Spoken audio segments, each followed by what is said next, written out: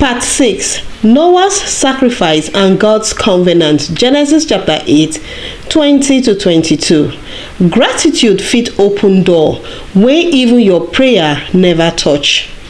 Noah build altar, give sacrifice to God, and God smell am say e sweet.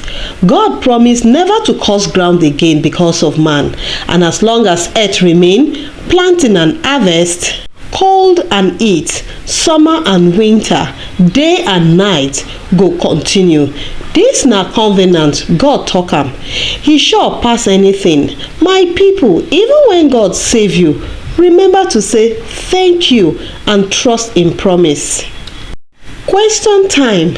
What did Noah build after leaving the ark? A house, B, a city, C, an altar, D, a boat. Correct answer, C, an altar. What did God promise never to do again? A, send rain, B, curse the ground, C, create man, D, bring night. Correct answer, B, curse the ground. Which of these will continue as long as the earth remains? A, planting and harvesting, B, only day and night, C, rain and snow, D, animals multiplying. Correct answer, A, planting and harvest.